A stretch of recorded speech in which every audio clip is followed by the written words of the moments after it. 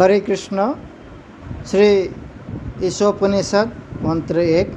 ईशावास्यमिदं सर्वं यत्किंचित् जगत्यां जगत् तेन त्यक्तेन भुंजिथा मा क्रोधः कस्यचित् धनम्। इस ब्रह्मांड के भीतर की प्रत्येक जड़ अथवा चेतन वस्तु भगवान द्वारा नियंत्रित है और उन्हीं की संपत्ति है। अतएव मनुष्य को चाहिए कि अपने लिए केवल उन्हीं वस्तुओं को स्वीकार करे जो उसके लिए आवश्यक है और जो उसके भाग में नियत की कर दी गई है।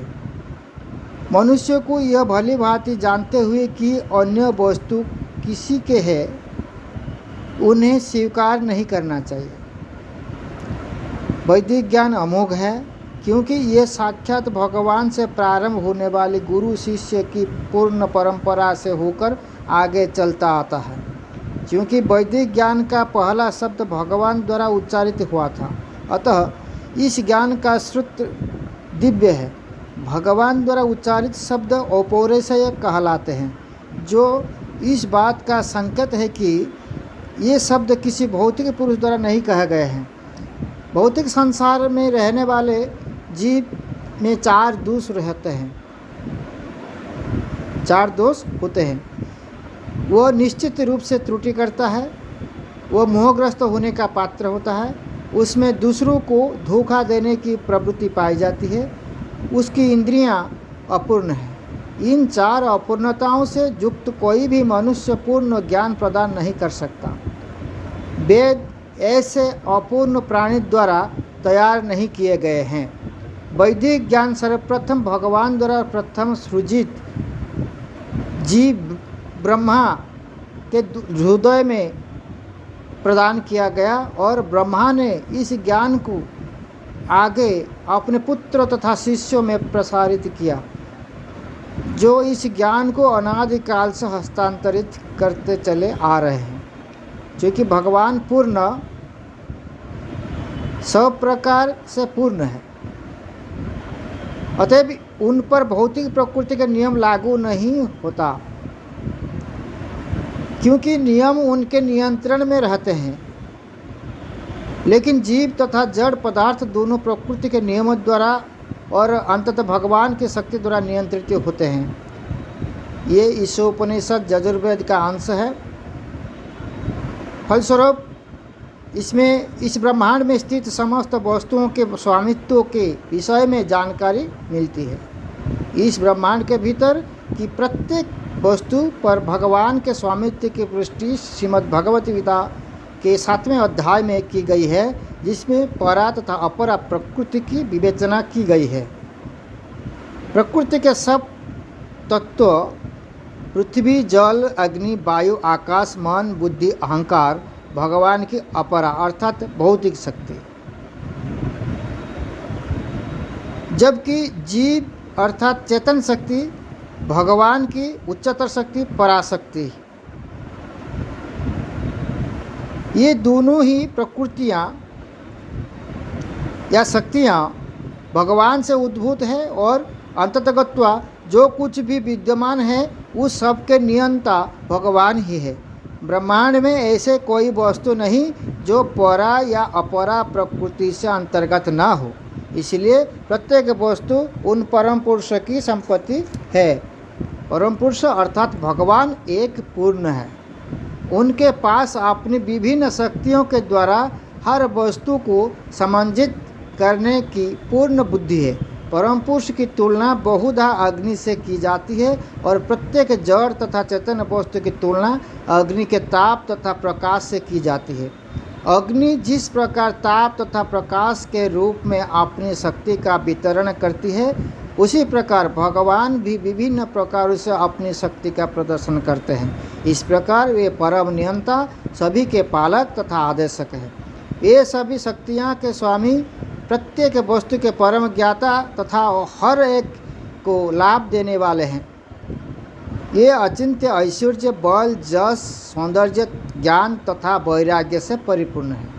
अतएव मनुष्य को इतना बुद्धिमान तो होना चाहिए कि वो यह ज्ञान ले के भगवान के अतिरिक्त अन्य कोई किसी वस्तु का स्वामी नहीं है। मनुष्य को केवल वे ही वस्तुएं स्वीकार करनी चाहिए जो भगवान ने उसके लिए नियत कर दी है। उदाहरणार्थ, गाय दूध देती है किंतु वह उस दूध को पीती नहीं, वो घास तथा भूसा खाती है और उसका दूध मनुष्य को भोजन कहलाता है। ऐसी ही व्यवस्था भगवान की है।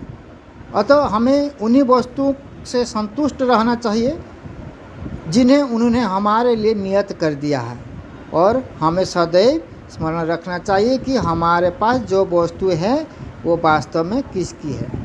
उदाहरणार्थ, हमारा घर मिट्टी, लकड़ी, पत्थर, लोहा, सीमेंट तथा अन्य अनेक भौतिक वस्तुओं से बना होता है। यदि हम इस उपनिषद के अनुसार विचार करें तो हमें ये ज्ञान लेना चाहिए कि हम इन निर्माणार्थ पदार्थों में से किसी एक को भी उत्पन्न नहीं कर सकते। हम उन्हें केवल इकट्ठा कर सकते हैं और अपने श्रम से उन्हें विभिन्न रूपकार दे सकते हैं।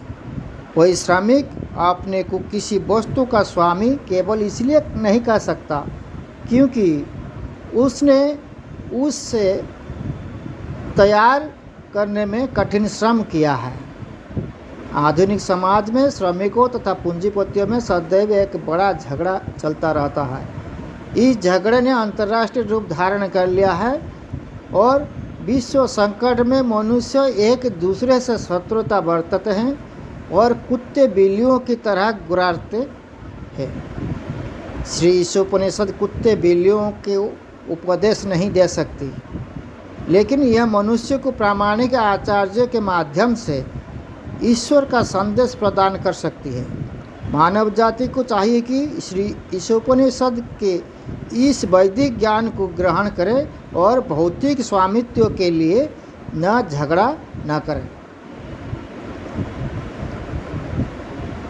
मनुष्य को भगवान की कृपा से जो भी सुविधाएं प्राप्त हुई है उन्हीं से संतुष्ट रहना चाहिए। यदि साम्यवादी या पूंजीपति या कोई अन्य दल प्राकृतिक संसाधनों पर स्वामित्व जताता है तो शांति स्थापित नहीं हो सकती, क्योंकि ये सब पूर्णतः भगवान की संपत्ति है।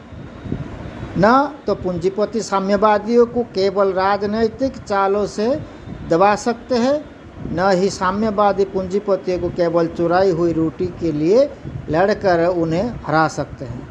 यदि वे पूर्ण पुरुषोत्तम भगवान के स्वामित्व को स्वीकार नहीं करते तो वह सारी संपत्ति जिसे वे अपनी होने का दावा करते हैं चुराई हुई है। फलस्वरूप उन्हें प्रकृति के नियमों के द्वारा दंडित होना पड़ेगा। नाभिकीय बम साम्यवादियों तथा पूंजीपतियों दोनों की ही पास है, और यदि ये दोनों परमेश्वर के स्वामित्व को नहीं मानते तो यह निश्चित है कि ये बम अंततः दोनों पक्षों का विनाश कर देंगे। अतएव अपने आप को बचाने तथा विश्व में शांति लाने के लिए दोनों पक्षों को श्री ईशोपनिषद के उपदेशों का अनुसरण करना चाहिए। मनुष्य कुत्ते बिल्लियों की तरह लड़ने झगड़ने की निमित्त नहीं बने हैं। उन्हें इतना बुद्धिमान तो होना ही चाहिए कि वे मानव जीवन की महत्ता एवं उद्देश्य को समझ सके। वैदिक साहित्य मानव समाज के लिए है, न कि कुत्ते बिल्लियों के लिए।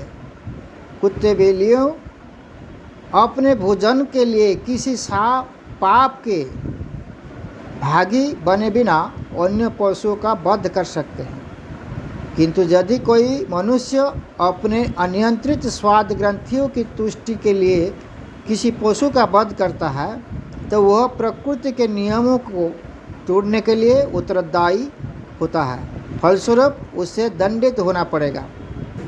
मनुष्य के जीवन मानक पशुओं पर लागू नहीं किया जा सकता।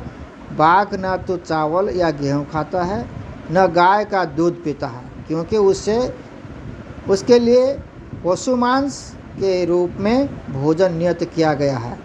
अनेक पशुओं तथा पक्षियों में से कुछ तो शाकाहारी है और अन्य मांसाहारी, लेकिन इनमें से कोई एक भी प्रकृति के नियमों का उल्लंघन नहीं करता जो कि भगवान की इच्छा अनुसार बने हैं। पशु पक्षी सरीसृप व अन्य निम्न जोनि वाले जीव प्रकृति के नियमों का कड़ाई से पालन करते हैं। अतएव न तो उनके लिए पाप का प्रश्न उठता है, न ही वैदिक उपदेश उनके लिए बने हैं। एकमात्र मानव जीवन ही उत्तरदायित्व का जीवन है। यह मानना गलत है कि केवल शाकाहारी बनकर कोई प्रकृति के नियमों के उल्लंघन से अपने आप को बचा सकता है। शाक में भी जीवन होता है और यह प्रकृति का नियम है कि एक जीव दूसरे के खाने के लिए है, किंतु बात तो मनुष्य द्वारा परमेश्वर को मान्यता प्रदान करने की है। अतएव मनुष्य को कट्टर शाकाहारी होने का गर्व नहीं करना चाहिए। पशुओं के पास इतनी विकसित बुद्धि नहीं होती जिससे वे भगवान को पहचान सके, किंतु मनुष्य इतना बुद्धिमान तो होता ही है कि वह वैदिक ग्रंथों से शिक्षा ग्रहण कर सके और उनसे यह जान सके कि प्रकृति के नियम किस तरह कार्य करते हैं और इस तरह ऐसे ज्ञान से लाभ उठा सके। यदि मनुष्य वैदिक ग्रंथों के उपदेशों की उपेक्षा करता है तो उसका जीवन अत्यंत संकटपूर्ण हो जाता है। अतएव मनुष्य को परमेश्वर की सत्ता को पहचानने और उनका भक्त बनने की आवश्यकता है। उसे हर वस्तु भगवान की सेवा में अर्पित कर देनी चाहिए और उनको अर्पित किए गए भोजन का बचा हुआ भाग ही ग्रहण करना चाहिए। इससे वह अपने कर्तव्य का भली भांति पालन कर सकेगा। भगवद गीता में भगवान प्रत्यक्ष रूप में कहते हैं कि वे शुद्ध भक्त के हाथों से शाकाहारी भोजन ग्रहण करते हैं। अतएव मनुष्य को न केवल कट्टर शाकाहारी बनना चाहिए अपितु उसे भगवत भक्त भी होना चाहिए और सारा भोजन भगवान को अर्पित करना चाहिए। तत्पश्चात केवल प्रसाद अथवा भगवान की कृपा ग्रहण करना चाहिए। केवल वही लोग जो इस तरह से कार्य करते हैं मनुष्य जीवन के कर्तव्य का भली भांति पालन कर सकते हैं। जो लोग भगवान को अपना भोजन अर्पित नहीं करते वो वस्तुतः पाप खाते हैं और विभिन्न प्रकार के दुख भुगते हैं जो पाप के फल होते हैं। भगवान के स्वामित्व की अवमानना करके प्रकृति के नियमों का जानबूझकर उल्लंघन करना ही पाप की जड़ है। प्रकृति के नियमों या भगवान के आदेशों का उल्लंघन करने से मानव का विनाश होता है। इसके विपरीत जो मनुष्य सौम्य है, प्रकृति के नियमों का जानता है और व्यर्थ के रोग या देश से प्रभावित नहीं होता, उसे अवश्य ही भगवान अपनाते हैं और वो इस तरह भगवत धाम अर्थात शाश्वत धाम वापस जाने का अधिकारी हो जाता है।